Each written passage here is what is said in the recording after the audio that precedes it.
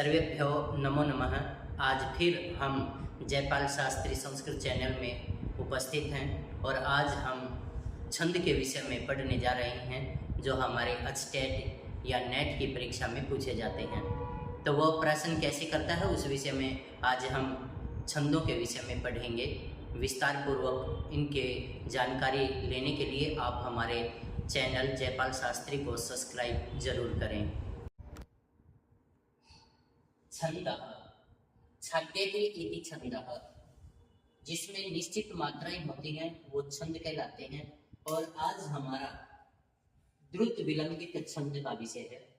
इसका लक्षण है द्रुत विलंबित माह न भौ भरऊ, अर्थात जहां पर 12 मात्राओं का संवृत्त होता है वहां पर द्रुत विलंबित छंद होता है, जिसके प्रत्येक चरण में 12 मात्राएं हो, एक नगण हो, 2 भगण हो, एक रगण हो और 4 4 4 4 पर जहां पर यति होगी वो आपका द्रुत विलंबित छंद कहलाएगा।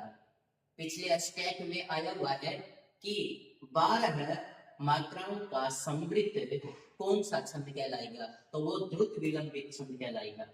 जब आप यहाँ पर इसका निशान लगाएंगे तो द्रुत विलंबित द्रु ह्रस्व, तय ह्रस्व, वि ह्रस्व, लय ह्रस्व होते हुए ये जो मैं है आधा, इसके कारण ये ह्रस्व होते हुए भी दीर्घ हो गया, तो इसके ऊपर हमने दीर्घ का निशान लगाया है। बी ह्रस्व, तय ह्रस्व, मा दीर्घ है, ह्रस्व न ह्रस्व, भौ दीर्घ, भय ह्रस्व, रौ दीर्घ। तो इस तरह से आपके एक नगण, नगण में क्या होंगे, तीनों के तीनों लघु होंगे। एक भगण, तो भगण में एस आई आई और दोबारा फिर भगण तो एस आई आई, और रगण में क्या होगा एस आई एस। तो ये आपका द्रुत विलंबित छंद है। ये इसका उदाहरण है।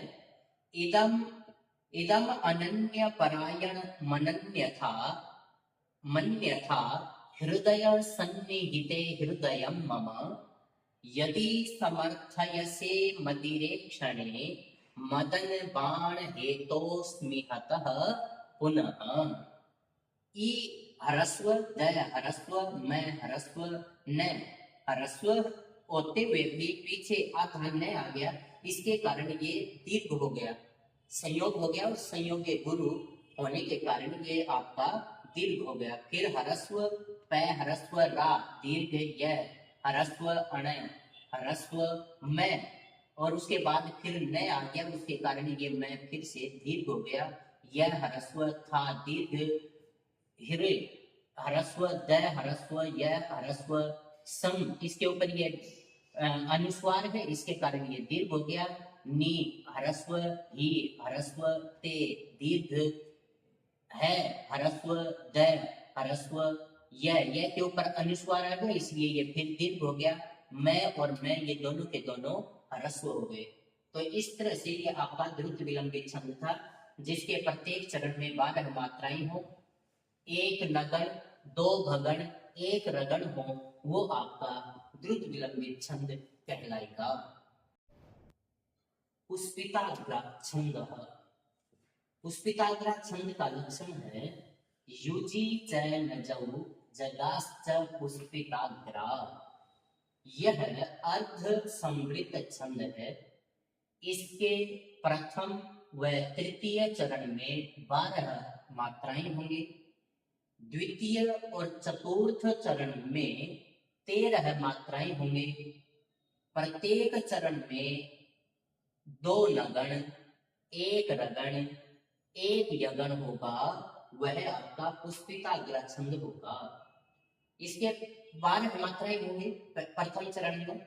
तो देखिए 1 2 3 4 5 6 7 8 9 10 11 12।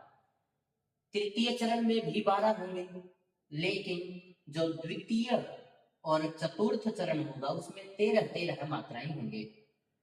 उदाहरण है इसका न नमयतु मधिच्य मुत्सहिष्ये धनुरिद माहित सायकं मृगेषु सह वसति मुपेत्ययैः प्रियायाः कृत इव लोचन कांति संविभागः। कहता है कि मैं इन मृगों के ऊपर अपने बाण से, अपने धनुष से बाण नहीं छोड़ सकता, क्योंकि इनके साथ रहकर जो शकुंतला है उसने इनकी आंखों की सुंदरता को प्राप्त किया है।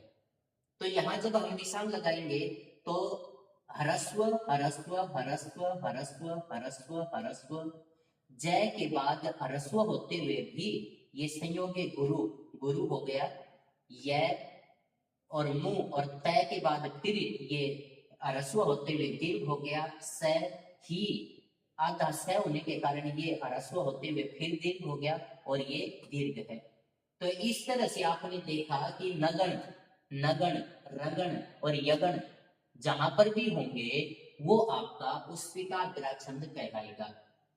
तो आपने देखा कि जो पहला और तीसरा चरण है उसमें 12 मात्राएं, दूसरा और जो चतुर्थ चरण है उसमें 13 मात्राएं, और जिसके प्रत्येक चरण में 2 नगण, 1 रगण, 1 यगण होगा, वह आपका पुष्पिताग्र छंद कहलाएगा।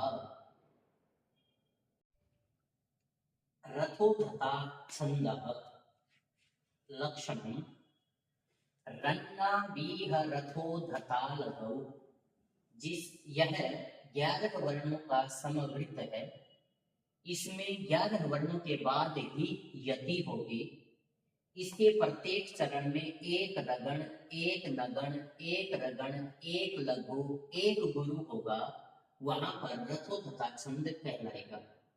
इसका उदाहरण है एवमाश्रम विरुद्ध वृत्तिना संयम किमीति जन्मस्त्वया सत्व संश्रय सुखोपि दूष्यते कृष्ण सर्प शिशुनेव चंदन।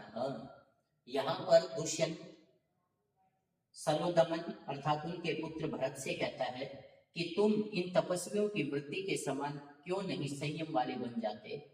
यहाँ पर तुम इन शेर के जो शावक हैं, बच्चे हैं, उनको परेशान कर रहे हो।